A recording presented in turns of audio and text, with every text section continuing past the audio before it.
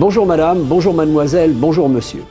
Comme chaque semaine, nous sommes toujours très contents de vous accueillir dans notre émission Entre les lignes. Et vous savez qu'en France vont se dérouler des élections régionales. Or, la sécurité, ou plus exactement l'insécurité, sera un des thèmes de la campagne électorale. Et nous avons pensé qu'il serait bon de lui consacrer l'émission d'aujourd'hui.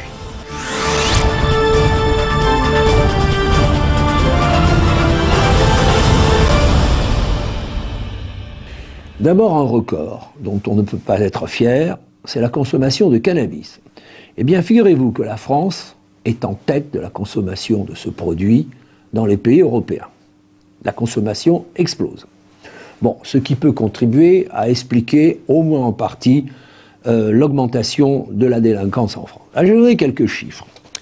Les chiffres de la délinquance en 2014, alors j'ai deux sources, il y a police et gendarmerie, l'une complétant l'autre. Coups et blessures volontaires, plus 0,2. Gendarmerie, 8,3. Coups et blessures mortelles, police, 33,9. Gendarmerie, 47,2. Violences sexuelles, 11,6 pour la police, 11,2 pour la gendarmerie. Cambriolage, résidence principale, 4,7 pour la police, plus, tout ça c'est des plus, 8,9 pour la gendarmerie. Vol à la roulotte, 4,2 pour la police, 5,9 pour la gendarmerie. Mais la réalité, elle est pire. Parce que, figurez-vous que, si on reprend le mot de Mark Twain, qui dit qu'il y a deux types de mensonges, le mensonge et la statistique. Eh bien, on s'aperçoit que, ça a été révélé dans un rapport publié dans l'Express et qu'on peut trouver en ligne, que les statistiques étaient bidouillées. Et sous le règne de Sarkozy, voilà comment on truquait les chiffres. C'est-à-dire que quand vous aviez dans un délit, un nombre de délits arrivé à un certain chiffre au cours d'un mois, eh bien, le supplément était reporté au mois suivant. Si bien qu'on arrivait avec des statistiques mensuelles à peu près convenables. Et dans la police, on appelait ce procédé le procédé du tapis ou le bourrelet. La gauche arrive au pouvoir. Le 6 avril 2013, le directeur de la sécurité dans l'agglomération parisienne écrit « Aujourd'hui, conformément à vos instructions, écrit au ministre, les enregistrements sont réalisés à mois complet. C'est-à-dire qu'il reconnaissait les bidouillages précédents. Et le guide méthodologique et statistique est appliqué strictement. Comme c'est beau. Oui, mais voilà. Comme les promesses n'engagent que ceux qui y croient, à cette manipulation, on va en trouver une autre, qui consistera à déqualifier les faits. Je vais vous donner un exemple. Il suffira de changer de colonne. Alors, un cambriolage qui a été effectué le 21 juin 2013, au préjudice d'une société de production cinématographique, ouverture d'un coffre, il comptait 13 000 €, eh bien, au lieu de classer ça dans les vols, non, ça a été classé dans les dégradations. Un peu dans la colonne des gens qui vont écrire des âneries sur les murs. Voilà. Même procédé pour les vols de portables avec violence, qui vont être qualifiés de vol à la tire. C'est ainsi que, en 2012, 15% des infractions ont été déqualifiées, et en 2013, 17%. Alors évidemment, tout ça, ça inquiète le pouvoir en matière électorale et surtout en période électorale et surtout préélectorale. Alors, si on veut essayer d'élever un peu le débat, je crois que une des causes a été la suppression de la peine de mort le 18 septembre 1981. Et on aurait dû se souvenir de ce mot d'Alphonse Karr, selon lequel la peine de mort, je veux bien la supprimer, mais que messieurs les assassins commencent. Et cette suppression a été fondée sur une vision rousseauiste, selon laquelle tout individu est bon, et c'est la société qui est mauvaise et qui le corrompt, et donc c'est une victime. Et donc, finalement, une vie d'assassin, eh ben, ça vaut pratiquement autant, peut-être même plus, que la vie d'une victime. Et le 17 janvier 2007, lorsque, après donc la suppression de la peine de mort, quand on a, au cours du 24e modification de la Constitution, lorsqu'on a inscrit dans un article de la Constitution l'interdiction de rétablir la peine de mort, Chirac a déclaré, Jacques Chirac, « Cela interdira le rétablissement d'une peine inhumaine qui ne saurait constituer un acte de justice. » C'est quand même effrayant. Une peine inhumaine, mais on oublie la victime. On oublie que la mort d'un innocent, c'est quelque chose d'inhumain. Alors qu'une exécution, moi personnellement, l'exécuteur en chef, le bourreau est un de mes amis, j'ai des détails sur l'exécution, c'était fait pour que le condamné ne souffre pas et que ce soit le plus vite possible. Alors, on va remplacer par la perpétuité. Mais la perpétuité, c'est 20 ans. Alors maintenant, on a mis 22 ans. Mais c'est pas une vraie perpétuité. Et pendant toute la dite perpétuité, eh bien, ça sera des prisons 4 étoiles avec télévision, visite, etc. Bon. Et on voit bien que notre société actuellement se trouve complètement désemparée dans la répression de la délinquance et que nous sommes marqués non seulement par un esprit rousseauiste qui perdure dans la magistrature, mais par également une volonté politique qui ne va pas dans l'intérêt de la nation qu'elle prétend défendre. Voilà ce que je voulais vous dire. Et maintenant, si vous le voulez bien, nous allons regarder un reportage en images. La sécurité, tout le monde la souhaite, mais qui en accepte les contraintes? La sécurité est brandie dès qu'un accident même naturel surgit. On voudrait pouvoir tout comprendre et surtout que tout soit expliqué. Or, tout n'est pas contrôlable et on le sait bien. Pourtant, la sécurité est un leitmotiv que brandissent les politiques pour justifier toutes les mesures actuellement mises en place pour assurer la sécurité des citoyens qui un jour exigeront peut-être d'être protégés du vent trop violent, des pluies diluviennes, de l'arbre trop vert, de la chute des feuilles en automne. Et certains, mieux que d'autres, savent s'atteler à cet exercice. Par exemple, Sarkozy, l'actuel président des Républicains, qui revient au starting block de la course à la présidentielle, qui voudrait un grand ministère de l'Intérieur qui réunisse police, gendarmerie, mais aussi administration pénitentiaire et douane. C'est l'une des pistes qu'il étudie. Le chiffre qui explique tout, 50% de la délinquance sont le fait de 5% des délinquants. Et cela veut dire que nous mettrons, nous les républicains, la protection de la société avant ce cancer qui est celui du laxisme, de la démission et au fond de la peur de la société face aux éléments les plus violents. Et il l'a annoncé en début du mois de novembre. Mais que de plus normal une telle proposition de la part de quelqu'un qui s'est servi de ce ministère comme marchepied pour le pouvoir quand il devint locataire de l'Élysée. Sur ce sujet, des images valent parfois plus que des mots. Nicolas Sarkozy, en effet, s'est toujours autoproclamé champion de la sécurité. D'abord comme ministre de l'Intérieur, de 2002 à 2007, puis comme président de la République. Le Parti socialiste, lui, est bien divisé en matière de sécurité. Il y a le laxisme de la garde des Sceaux, Madame Christiane Taubira, et il y a la fermeté qu'incarne la personne du ministre de l'Intérieur, Manuel Valls, lequel voit dans le retour à l'autorité un remède à l'insécurité. Comment accepter qu'en France, terre d'émancipation des Juifs il y a 2 siècles, mais qui fut aussi il y a 70 ans l'une des terres de son martyre, comment peut-on accepter que l'on puisse entendre dans nos rues crier mort aux Juifs? Et de passer en revue les différents maillons où l'autorité est redevenue nécessaire. Alors, les Français n'ont plus qu'à bien se tenir, sinon renvoyer Manuel Valls et Nicolas Sarkozy dos à dos et s'adresser à la marine pour leur lancer une bouée à la mer d'insécurité. Bande armée dans les lycées, élèves et professeurs agressés. Chaque jour, les exemples de l'insécurité qui frappe notre pays sont plus nombreux. Nous avons avec nous sur le plateau M. Hubert Marty. M. Hubert Marty fut commissaire divisionnaire. M. Marty, bonjour. Bonjour, monsieur.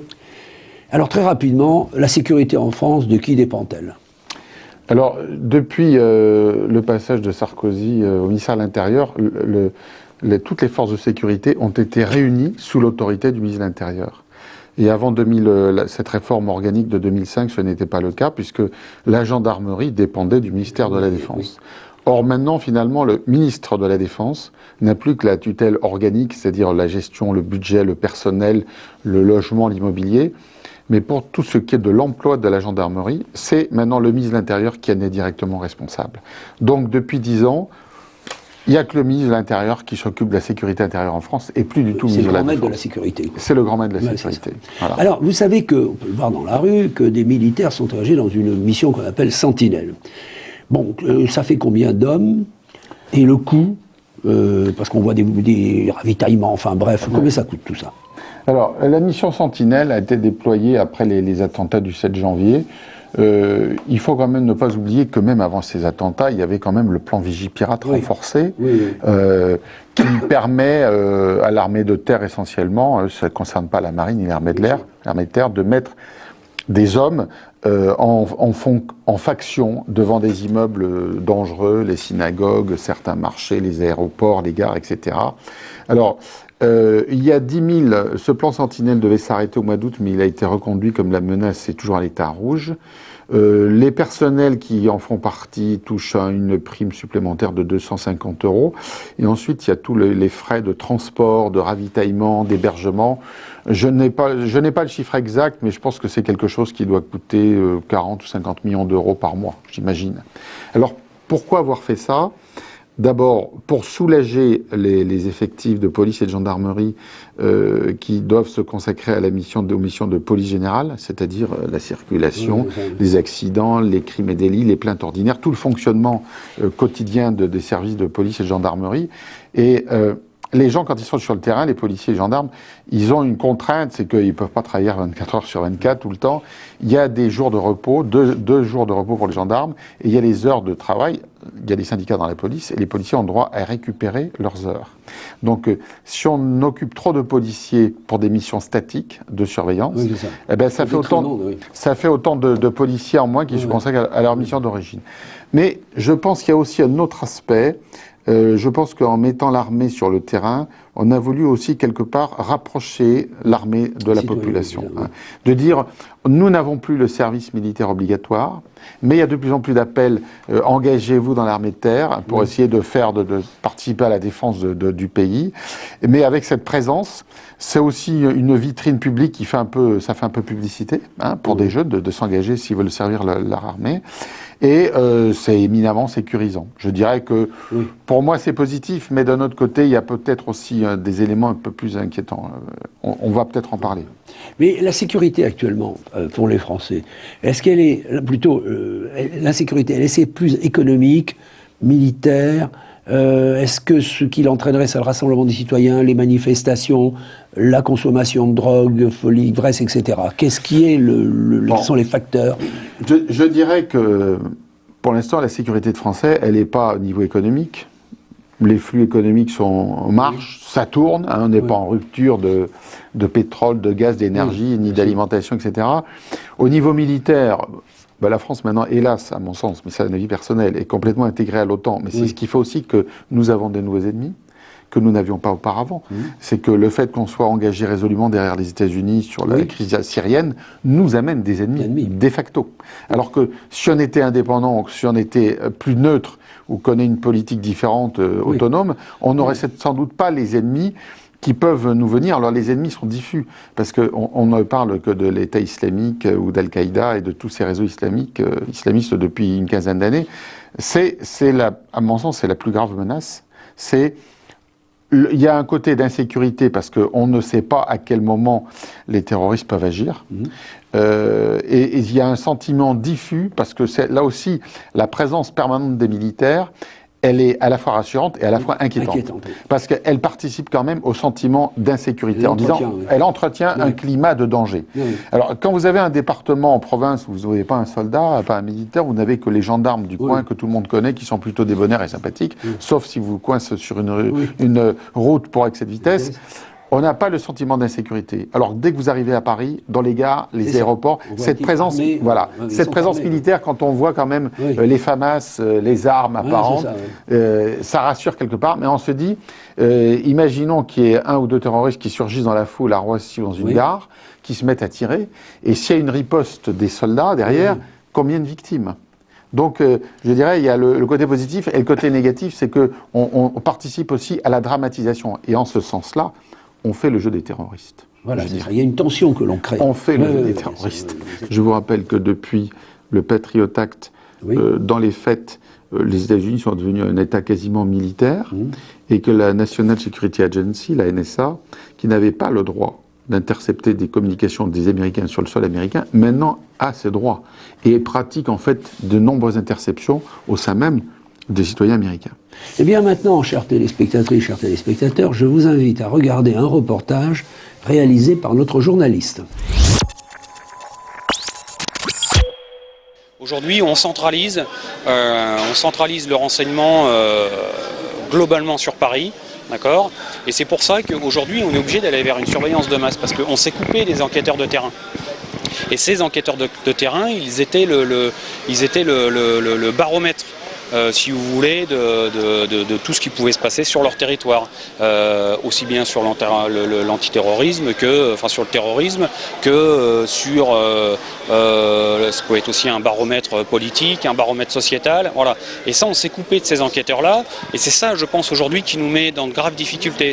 Le policier, par définition, son métier, c'est pas non seulement la répression, mais c'est la garantie des libertés publiques pour l'ensemble des citoyens français. Donc le policier aujourd'hui il peut se poser la question, effectivement, si cette loi passe, est-ce qu'il est encore en capacité, en mesure de garantir justement cette liberté aux citoyens français? Nous, à la CGT Police, on estime que non, parce que ça nous dépasse complètement. C'est une surveillance de masse, donc effectivement, la sûreté de l'État, on bafoue cette notion de sûreté de l'État, la sûreté, elle est également là pour nous protéger de l'État lui-même. Le manque, il est de partout. Le manque, il est le manque d'écoles en France, le manque de travail en France, la paupérisation des quartiers où l'État se désengage de plus en plus, le manque d'une réelle police de proximité, le manque d'éducateurs, le manque la protection sociale qui est complètement en train d'être anéantie. Et forcément, vous créez des situations où vous mettez en place des gens comme ça. C'est l'État aujourd'hui qui est responsable. C'est en partie c'est l'État qui est responsable de ce qui s'est passé début janvier.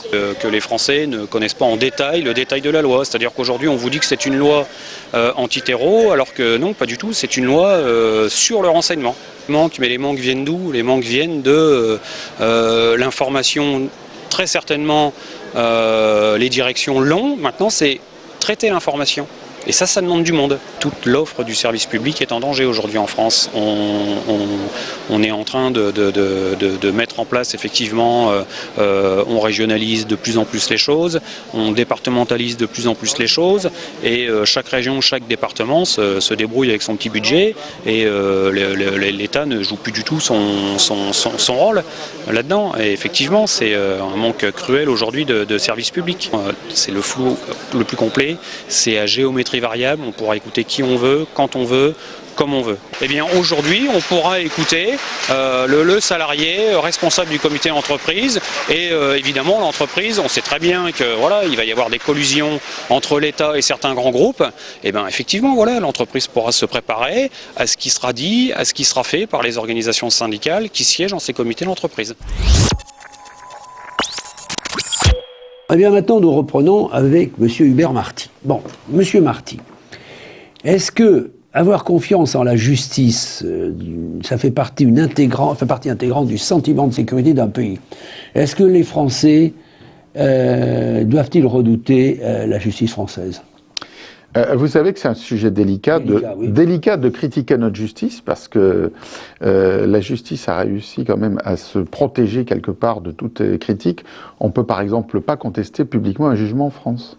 Si vous contestez un jugement, si vous n'êtes pas partie prenante, vous risquez de tomber sous le coup de la loi. Oui. Bon, alors je dirais que depuis la Révolution française, je remonte à loin, il y a un problème énorme de légitimité dans la population.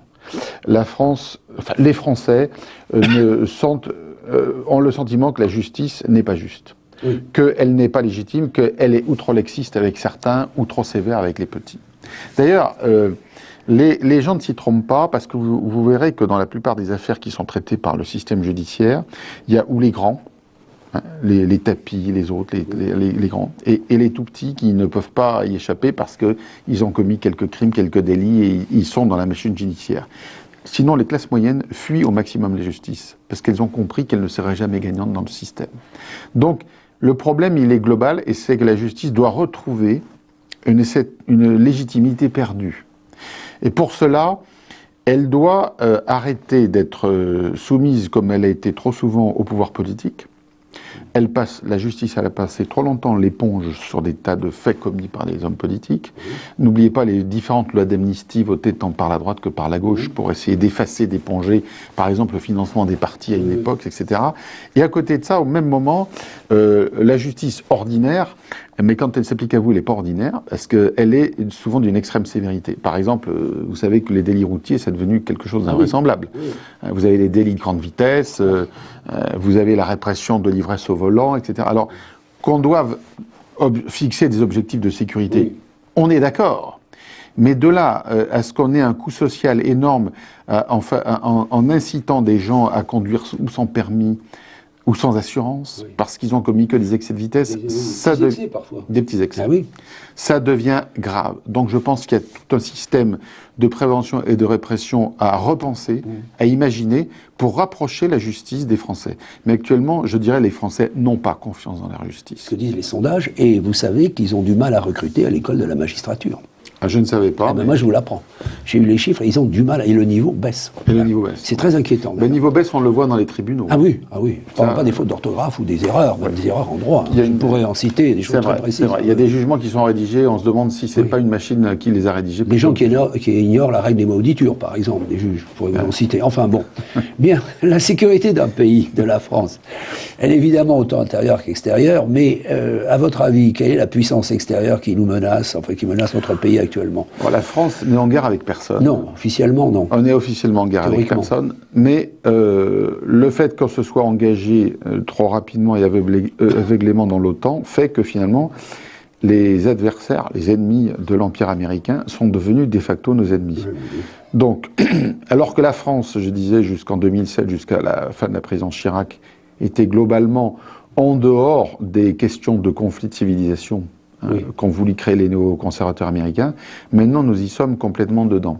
Avec l'énorme problème que n'ont pas les États-Unis, c'est que nous avons la première émigration musulmane d'Europe, et nous avons la plus importante colonie d'origine juive, enfin, en France, pas colonie, plus grande part de population d'origine juive en France. Donc, quelque part, la France réunit un cocktail... Un mélange détonnant. Extraordinaire, que n'ont ni la Grande-Bretagne, ni l'Allemagne, ni l'Italie, etc. Je dirais, dans l'Europe méditerranéenne, la population juive, il n'y a aucun problème, elle est intégrée depuis le Moyen-Âge, très bien intégrée. Et d'ailleurs, à ce sujet-là, remarquons que ce soit Franco ou Mussolini ont toujours traîné beaucoup les pieds face aux demandes de persécution antisémite que leur donnait Hitler. Ils n'ont pas embrayé dans la politique antisémite. Mais c'était très modeste parce que les Italiens et les Espagnols savent que les Juifs sont complètement intégrés depuis le Moyen-Âge. Voilà. Pour la France, c'était différent. Donc, je dirais que l'État français, quand même, a été assez servile vis-à-vis de l'occupant allemand. Certains ont traîné les pieds, évidemment, mais globalement, on a participé quand même à cette politique raciale pendant l'occupation. Alors, maintenant... Les ennemis que nous avons, eh bien, justement, ce sont les ennemis qu'on nous désigne un peu artificiellement, le terrorisme islamique sur lequel il y a beaucoup à dire, mais qui nous met en première ligne, c'est-à-dire que comme on a maintenant des avions qui vont frapper en Syrie dans des conditions, il faut le dire, un peu confuses, un peu bizarres et confuses, eh bien, on est en train de se créer des ennemis. On l'avait déjà commencé à mettre le doigt dans l'engrenage avec la guerre en Libye. Et là, on voit le résultat de la politique calamiteuse de Sarkozy à l'étranger, catastrophique, etc. Ils ont tué, ils ont cassé un pays qui était tenu, certes, par un drôle de personnage qui s'appelait Kadhafi, mais qui tenait son pays. Il tenait son pays, et tant qu'il était là, on n'avait pas des milliers de personnes, de réfugiés qui traversent la Méditerranée pour venir se réfugier en Europe. On avait quelqu'un qui tenait son pays, comme les anciens régimes autoritaires arabes, que ce soit Ben Ali ou Moubarak, ou Saddam Hussein, bien sûr, qui maintenait la population juive et qui représentait des États forts. Monsieur Marty, je vous remercie. Merci. Et maintenant, nous avons en ligne notre expert. Je vais vous poser un certain nombre de 3 questions. Alors, quelles manifestations ou événements nationaux sont les plus redoutés par le gouvernement sur le plan sécuritaire ? Pour l'histoire de l'affaire Mera, que pour l'événement récent qui a eu lieu donc en janvier, il se trouve que les services dits de sécurité en France connaissaient les auteurs de ce qui a été commis, qu'ils étaient donc bien recensés, qu'ils étaient suivis et que cet attentat a quand même eu lieu. Ce qui ne laisse de poser de sérieuses questions. Comment des personnes suivies à la trace par des services de sécurité, par les renseignements généraux, ont quand même réussi à faire des attentats. Ça, c'est un mystère. Ou bien les renseignements généraux, leurs renseignements ne servent pas à grand-chose et ne sont pas suivis des faits, ou bien il y a une désorganisation totale de ce qui sert de sécurité dans ce pays, ou bien c'est du laisser-faire. Donc la question reste, c'est du laisser-faire. Alors maintenant, quels objectifs visent les politiques en mettant en place des lois pour, disent-ils, renforcer la sécurité des citoyens? Il y a un renforcement de la surveillance des Français, c'est certain, mais ce n'est pas d'aujourd'hui que ça date. Ça date depuis plusieurs décennies, au moins 10-20 ans, et ce n'est pas du tout récent en réalité. On a l'impression que c'est récent et qu'à chaque fois, en réalité, il y a une succession de mesures qui sont prises par des gouvernements successifs et qui ne comprennent pas que ces mêmes lois ont été déjà prises préalablement. Donc ce sont des effets d'annonce en réalité, parce qu'on ne peut pas surveiller plus qu'on ne surveille il y a 10 ans ou 15 ans. C'est un gouvernement qui ne réagit qu'à des pressions réalisées par des groupes. Il ne peut que faire des effets d'annonce, parce que la latitude de ces gouvernements est extrêmement faible. Toutes les lois sont édictées par l'Union européenne. Il ne reste plus au gouvernement français que la possibilité de jouer à la police, tout simplement. Est-ce que le sentiment d'insécurité est réel ou est-ce qu'il résulte de la peur qu'on inculque dans l'esprit des citoyens? Alors, je ne sais pas comment je vais répondre à cette question parce que la sécurité, elle est construite dans l'opinion par les médias, ça il faut le savoir. Ces 20 dernières années, le nombre d'homicides a énormément régressé en France. Donc la sécurité, c'est-à-dire que il est inséré dans l'opinion un sentiment d'insécurité, alors que la sécurité réelle, elle n'existe pas en réalité. La véritable maltraitance, elle est au niveau économique déjà, si je puis dire, parce que avec un tel taux de chômage, je pense que l'insurrection peut ne pas être loin. Et c'est pourquoi tout est mis en faveur du renforcement de la police et de la surveillance. Je vous remercie. Monsieur Marty, nous reprenons le débat. Oui. Alors, dans l'hypothèse où on fera appel à des sociétés privées pour assurer la sécurité, comment pourrait-on contrôler ces sécurités? Puis en plus, comment on peut renforcer cette sécurité, l'aspect caméra de surveillance, contrôle de l'entité, fouille de sac, etc. Alors, la sécurité est traditionnellement une prérogative régalienne de l'État. Bon. En 20 ans, 25 ans, la perception des choses a énormément changé en France. C'est-à-dire qu'au début, la sécurité, c'était uniquement la police et la gendarmerie. Et même quand je suis rentré en police, il y a maintenant 35 ans, on voyait les polices municipales d'un mauvais œil. Il y a une quinzaine d'années, vingtaine d'années, ça a changé. C'est-à-dire qu'on a accepté de déléguer de plus en plus de missions aux polices municipales. Ensuite, on s'est rendu compte qu'il y avait de nombreuses missions de surveillance, contrôle des bagages, etc., qui devaient être déléguées aux organismes privés. Alors, il y a eu, suite aux attentats du 11 septembre, une explosion du marché de la sécurité qui s'est fait un peu de façon anarchique. L'État français a réagi en créant le CNAPS, le Conseil national des activités privées de surveillance. Toutes les sociétés maintenant sont soumises à un contrôle assez strict. Il doit y avoir un agrément.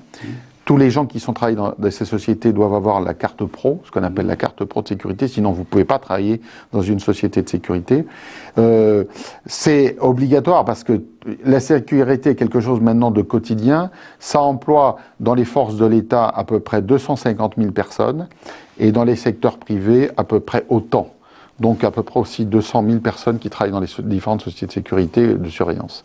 Donc je dirais que les activités multiquotidiennes font que l'État ne peut plus tout faire et est obligé de déléguer, c'est obligatoire. Voilà, oui. Alors la sécurité dans les villes de banlieue, comment elle peut être assurée? Dans les villes de banlieue, moi j'étais un moment commissaire de banlieue dans l'Essonne il y a une dizaine d'années, au moment des émeutes. À l'époque... je dirais que c'était exclusivement les services de l'État qui s'en occupaient. Et il y a une prise de conscience des citoyens qui fait qu'il y a un sentiment, c'est pas de délation qui s'est dépropagé, mais le fait qu'on se rend compte que la sécurité est l'affaire de tous.